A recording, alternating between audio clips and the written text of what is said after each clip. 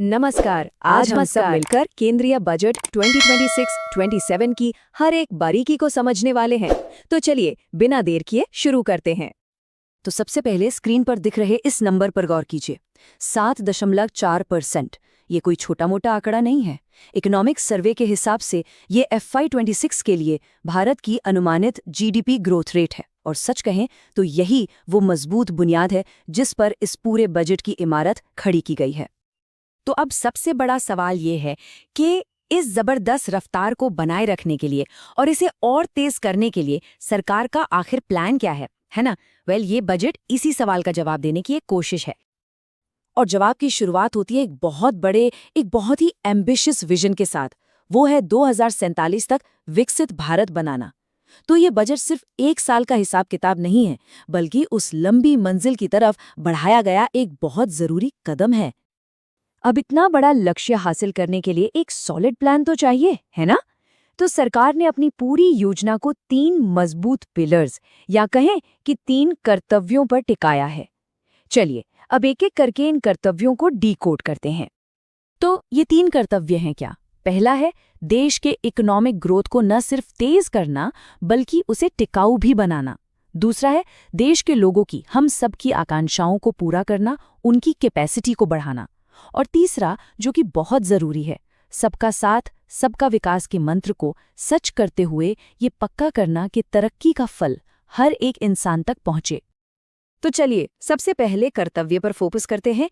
इसका सीधा साधा मकसद है देश की प्रोडक्टिविटी और कॉम्पिटिटिवनेस को बढ़ाना। मतलब हम जो भी बनाएं बेहतर बनाएं और दुनिया के बाजार में मुकाबला कर सके। इसी से तो इकोनॉमी को असली रफ्तार मिलेगी। अब इस लक्ष्य को पाने के लिए कुछ बहुत बड़े कदम उठाए गए हैं। सबसे पहले इंडिया सेमीकंडक्टर मिशन 2.0। इसके लिए 40,000 करोड़ रुपए रखे गए हैं। सोचिए, इसका मकसद है भारत को चिप मैन्युफैक्चरिंग में आत्मनिर्भर बनाना। फिर है बायोफार्मा शक्ति मिशन, जिसके लिए 10,000 करोड़ रुपए का बजट है। इससे भारत दवा और वैक्सीन रिसर्च में एक ग्लोबल लीडर बनने की तरफ बढ़ेगा। और हाँ, 200 पुराने इंडस्ट्रियल क्लस्टर्स को भी फिर से जिंदा करने पर पूरा जोर है। ठीक है, अब आते हैं दूसरे कर्तव्य पर, और ये सीधे सीधे हम सब से, देश के भविष्य से, यानी इसके नागरिकों से जुड़ा है। इसका पूरा फोकस है एजुकेशन और स्किल्स पर। मतलब लोगों को इतना काबिल बनाना कि वो देश की इस ग्रोथ स्टोरी में सिर्फ दर्शक नहीं बल्कि एक एक्टिव प्लेयर बन सकें। और इसके लिए कुछ बहुत ही इंटरेस्टिंग कदम उठाए जा रहे हैं। एक हाई पावर शिक्षा से रोजगार कमेटी बनेगी जो ये देखेगी कि जो हम पढ़ रहे हैं वो नौकरी के काम भी आए। फिर फ्यूचर स्किल्स को देखते हुए 15,000 स्कूलों में ABGC मतलब एनिमेशन गेमिंग वाली लैब्स खुलेंगी। कितना कूल है ये। इसके अलावा पूर्वी भारत में एक नया नेशनल इंस्टीट्यूट ऑफ डिजाइन खुलेगा और हर जिले में एक गर्ल्स हॉस्टल भी बनाया जाएगा। तो ये तो हो गई विकास और लोगों से जुड़ी बड़ी बड़ी बातें। लेकिन हम सब जानते हैं कि इतने एम्बिशियस प्लान्स को हकीकत में बदलने के लिए पैसा लगता है। एक मजबूत फाइनेंशियल रोड मैप चाहिए। तो चलिए अब जरा बजट के नंबर गेम को समझते हैं। देखते हैं कि पैसा कहाँ से आ रहा है और कहाँ जा रहा है।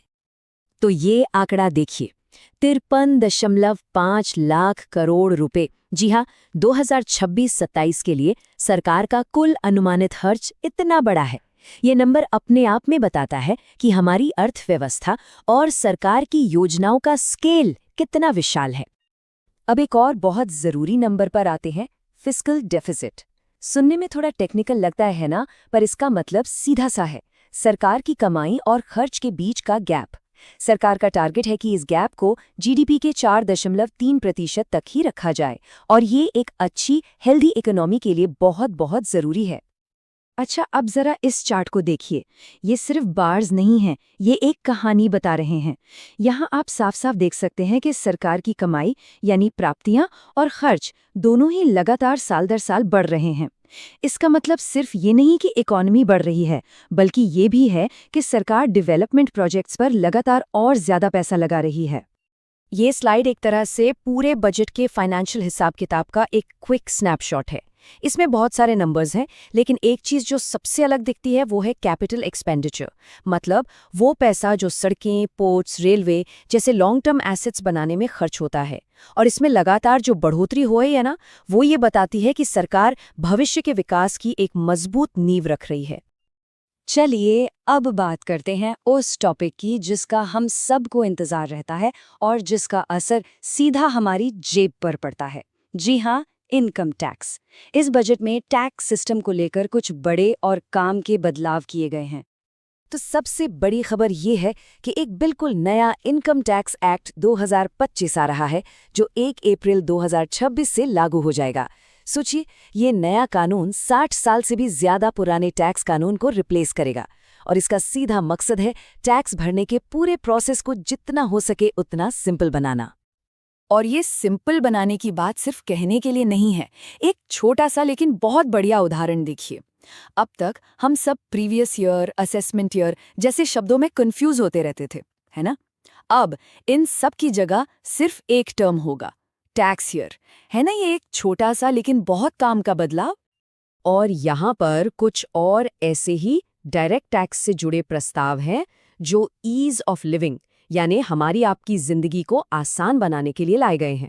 जैसे अगर कोई विदेश घूमने का प्लान कर रहा है तो टूर पैकेज पर टीसीएस की दरें कम कर दी गई हैं, और अगर रिटर्न भरने में कोई गलती हो गई तो उसे ठीक करने के लिए अब ज्यादा समय मिलेगा। ये सब आम टैक्स पेयर को राहत देने वाले कदम हैं। तो जब हम इन सभी घोषणाओं, आंकड़ों और योजनाओं को एक साथ जोड़कर देखते हैं तो एक तस्वीर साफ होती है। ये बजट असल में 2047 के उस बड़े लक्ष्य विकसित भारत की तरफ जाने वाला एक रोड मैप बनाने की एक संजीदा कोशिश है। और इस बजट की पूरी फिलॉसफी को वित्त मंत्री के इस एक वाक्य में समझा जा सकता है। विकसित भारत, महत्वाकांक्षा को समावेश के साथ संतुलित करना। मतलब सपने बड़े देखो, एम्बिशन रखो, लेकिन साथ ही ये भी पक्का करो कि तरक्की की इस रेस में कोई भी पीछे न छूट जाए। तो आखिर में ये सारी योजनाएं और सारे आंकड़े हमें एक बहुत बड़े सवाल के सामने लाके खड़ा कर देते हैं। क्या ये बजट वाकई भारत को 2047 तक एक विकसित अर्थव्यवस्था बनाने के लिए एक ठोस जमीन तैयार कर पाएगा? खैर, इस सवाल का जवाब तो आने वाला वक्त ही देगा। हमारे साथ इस विश्लेषण में जुड़ने के लिए आपका बहुत बहुत शुक्रिया।